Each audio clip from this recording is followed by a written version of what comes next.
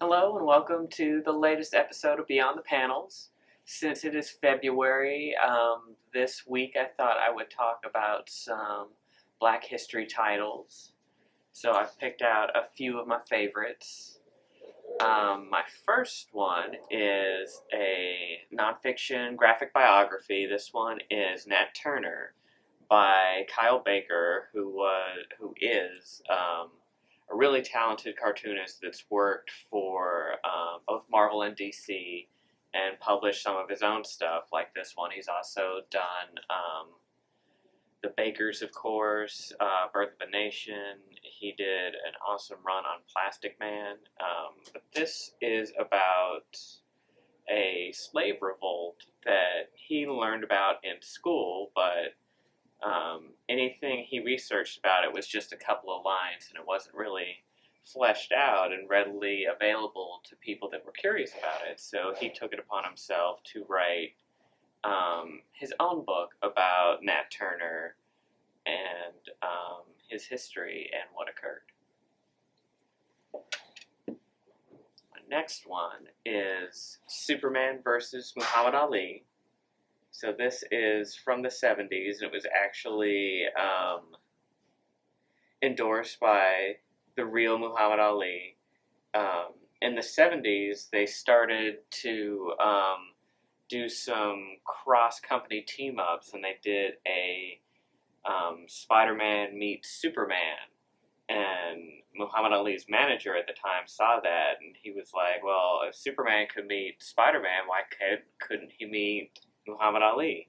So this is a pretty awesome story about this alien race comes to Earth, and they're like, hey, we're going to blow up the planet unless you challenge our champion in single combat.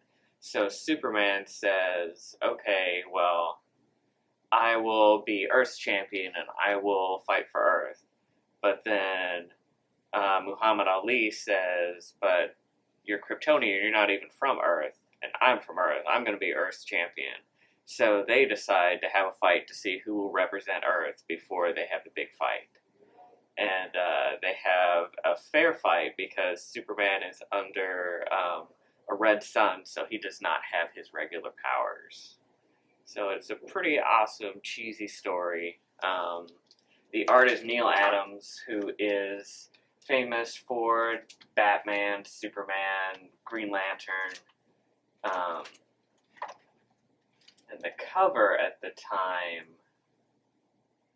was a pretty big to-do because it has so many different famous people, like Jimmy Carter is in here, Sonny Bono, a whole bunch of famous people of the time, and this actually has a numbered little map of all the people that had Easter eggs in here.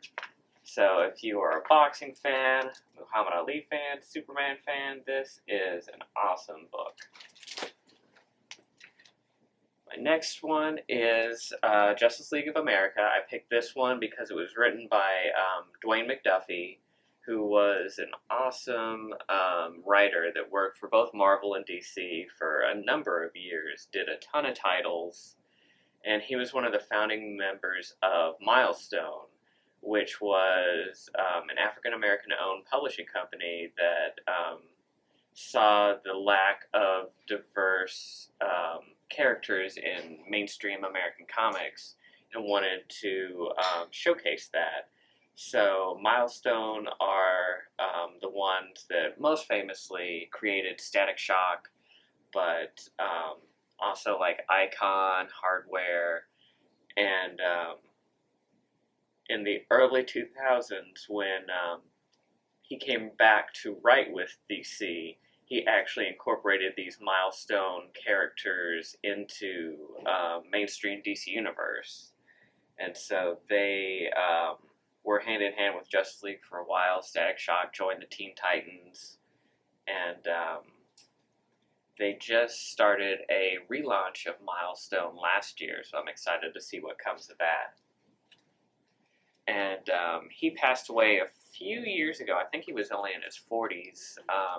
but he died of heart-related issues. But now there is actually a memorial comic book award named after Dwayne Mcduffie. And my next one is a new series that's out from the Sandman universe. So the Neal Gaiman, Sandman, Endless type stuff.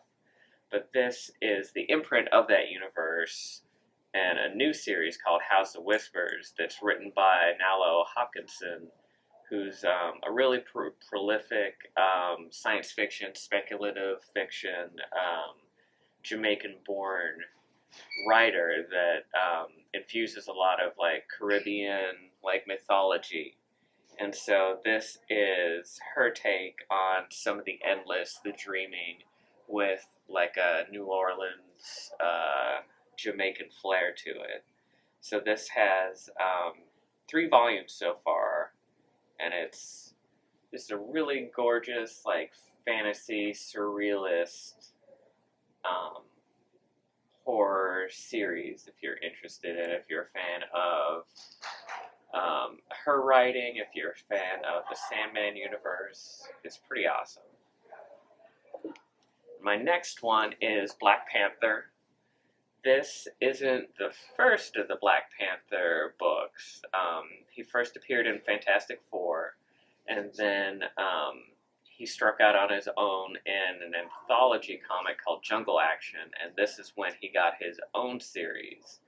And this is when his original writer and artist came back to him. So Jack Kirby was the one that originally designed Black Panther, and this is when he came back to the title. And this is what really launched the Afrofuturism of Wakanda and Black Panther, because Kirby is known for all his like cosmics, like high science stuff. So this is the start of that, firmly entrenched in like Wakanda being this high science nation. But this is a gorgeous series that guest stars the Avengers and Claw and people you're familiar with from the movies. So if you're interested in more about Black Panther, this is an awesome one to start with, even if you haven't read the ones before or after. And this one is another indie comic. This one is Prince of Cats. So this is actually a Shakespeare comic, but it is Romeo and Juliet told from Tybalt's perspective, because he's the Prince of Cats. But it's also 1980s hip-hop New York. So this one was a super cool one. And it's in this big treasury format. So if you're interested in Shakespeare, but wanted in a little more of a more relatable context, this is Romeo and Juliet with hip-hop samurais. And speaking of hip-hop, my last one is another nonfiction title. This one is Hip Hop Family Tree. This one is written and drawn by Ed Piskor, who I've mentioned before. He also did X-Men Grand Design, which is Marvel read this and gave him the X-Men title because they were like, what you've done for hip-hop, we want you to do for X-Men. So what he did was, he's a huge fan of hip-hop, and he has painstakingly written a history of it that's really awesome, and it looks as though it is a 70s Marvel treasury comic.